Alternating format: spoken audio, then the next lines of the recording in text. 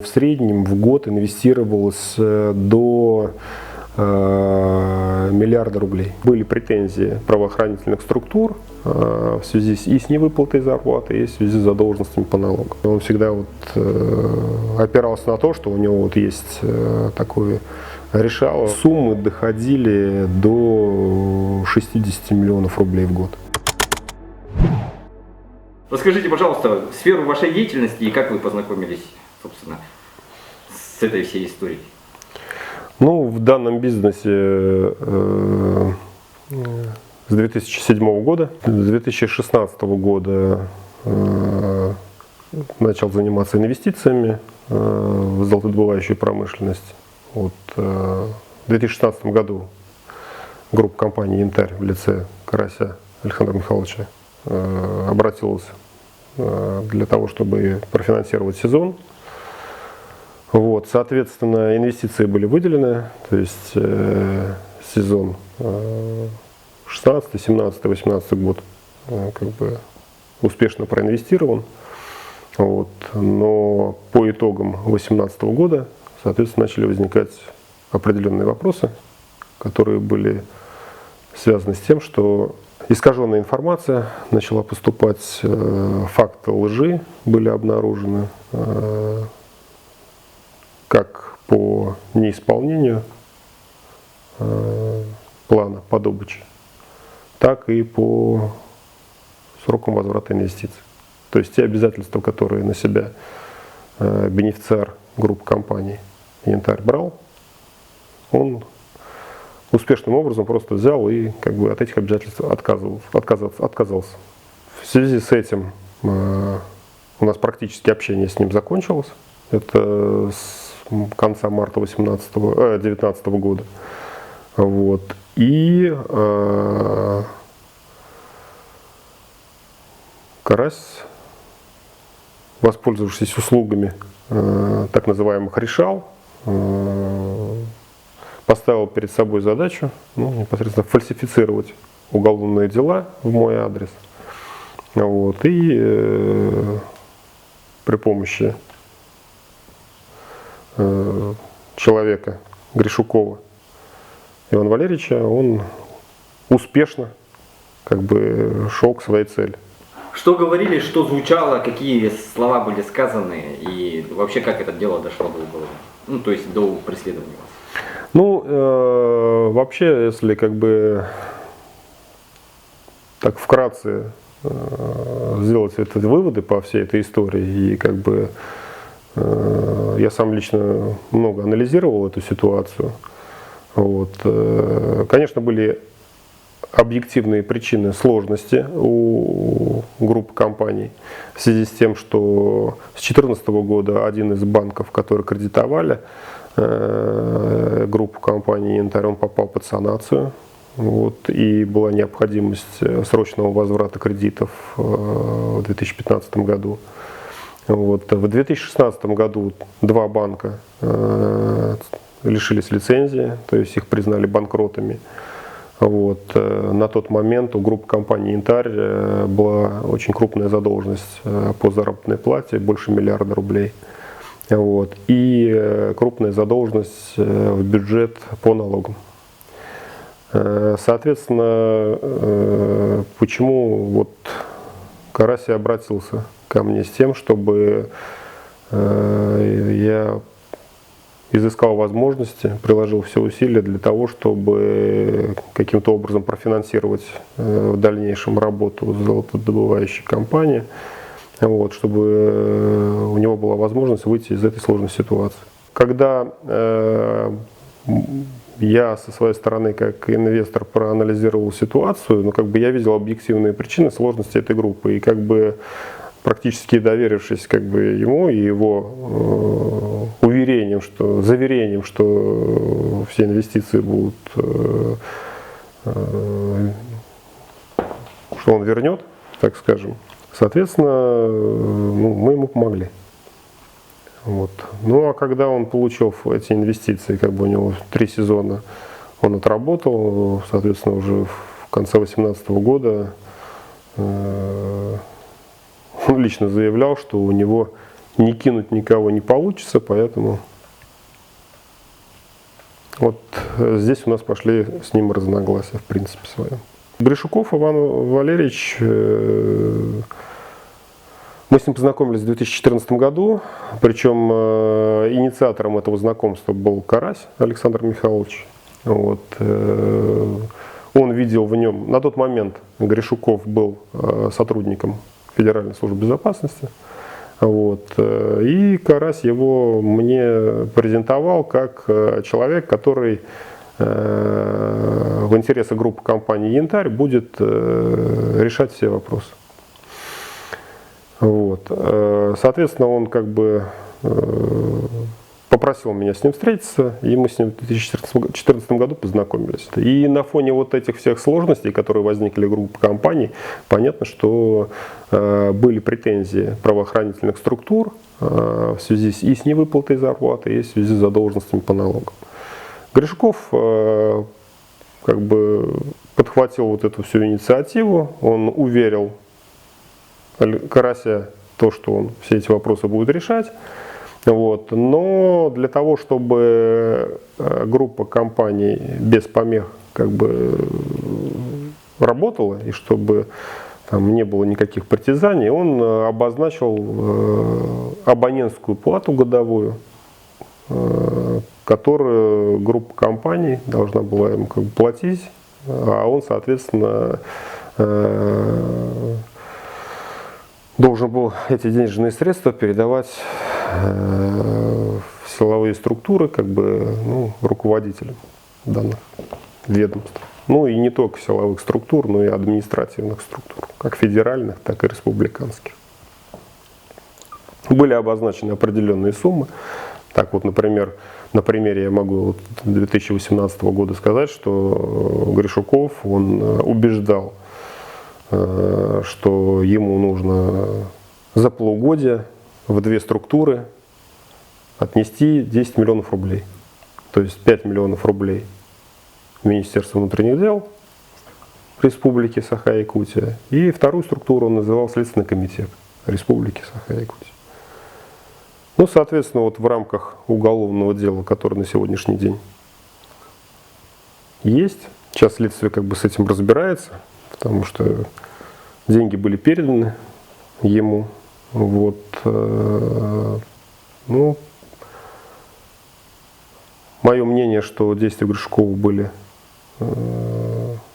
мошеннические, просто аферист. То есть вполне возможно, что он эти деньги никуда их, в принципе, и не отдавал, а просто присваивал к себе. На основе вот этих договоренностей удавалось ли ему решать какие-то вопросы и что вообще происходило? Ну, как ни странно, да, Карась Александр Михайлович через Гришукова решал как бы вопросы в своих личных интересах. В связи с тем, что он был бенефициаром группы компании «Янтарь», он, соответственно, его беспокоило то, что у группы компаний есть обязательства и по заработной плате, и в бюджет, то есть по налоговые платежи. Соответственно, через Гришукова он решал вопросы по тому, чтобы ответственность за вот невыплату налогов и невыплату заработной платы была на номиналах компании. Вот. Гришуков активно принимал в этом участие, то есть он контактировал и с МВД, и со Следственным комитетом, и, соответственно, эту просьбу Карася ему каким-то странным образом все-таки удалось решить. То есть, насколько мне известно, органы там, вот, Следственного комитета, они признавали бенефициаром общества человека, который, в принципе, был просто номиналом. То есть это позволяет сделать выводы, что Гришуков, в принципе, ну, как бы решил Карасю этот вопрос. Вот. Ну, в связи с этим понятно, что номинал сейчас пытаются преследовать силовые структуры. Ну, какие суммы вы инвестировали и вообще не замечали каких-то подвохов во всей этой схеме? Что происходило в тот момент? Ну, если судить по периоду с 2016 по 2018 год, то в среднем в год инвестировалось до миллиарда рублей. Группа компаний «Интер» работала, группа компаний добывала практически тонну золота, поэтому изначально не было никаких опасений в том, что Карась эти инвестиции вернет и исполнится по своим обязательствам.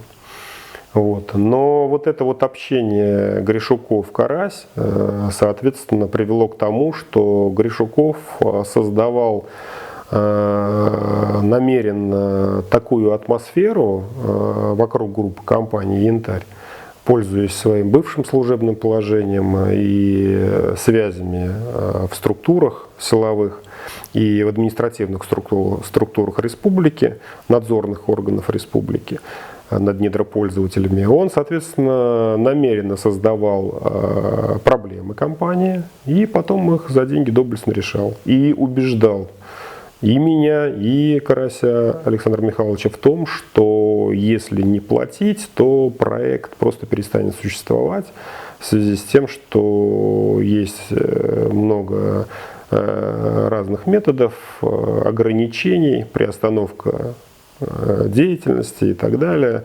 Вот. А с учетом того, что были вложены большие инвестиции в данный проект, понятно, что некуда было деваться, мы были вынуждены отдавать Гришукову заявленные им суммы.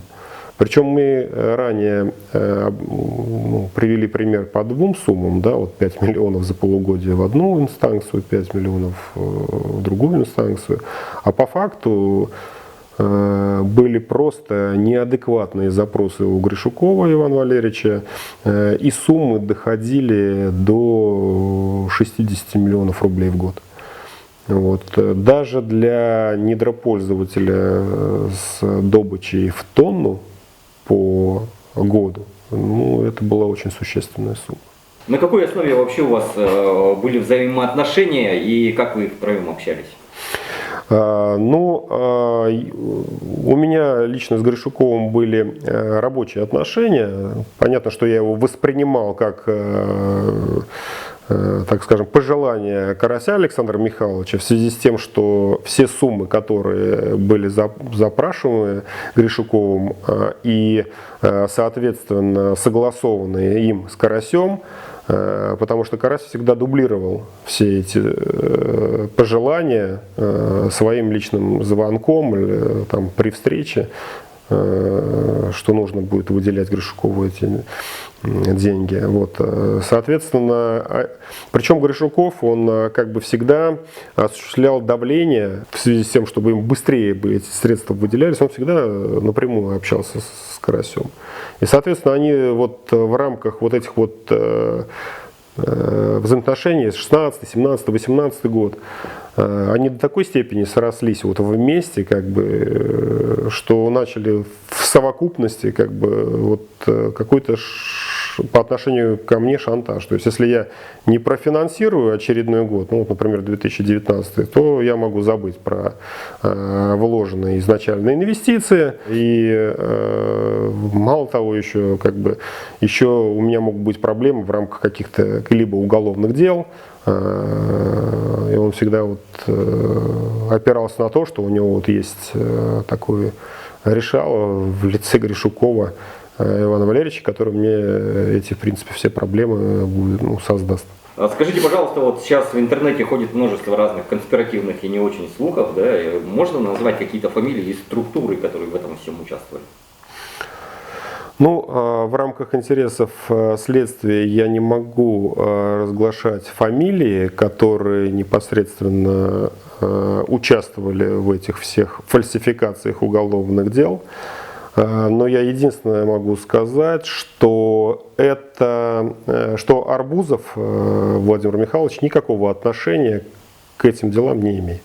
что побудило вас написать заявление, и есть ли у вас какие-то подозрения о другой побочной, скажем так, деятельности господина Гришакова?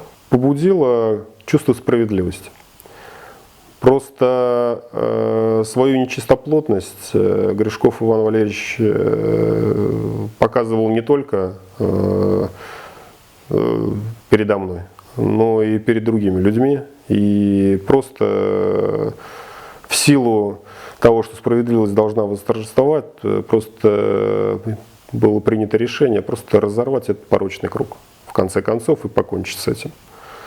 А по поводу еще какой-либо деятельности, ну, конечно, он не только занимался вопросами решала, но и, соответственно, как бы пытался и бизнесом заниматься. Неоднократно были предложения там по поставке топлива недропользователям, там, группе компании «Янтарь», ну и так далее.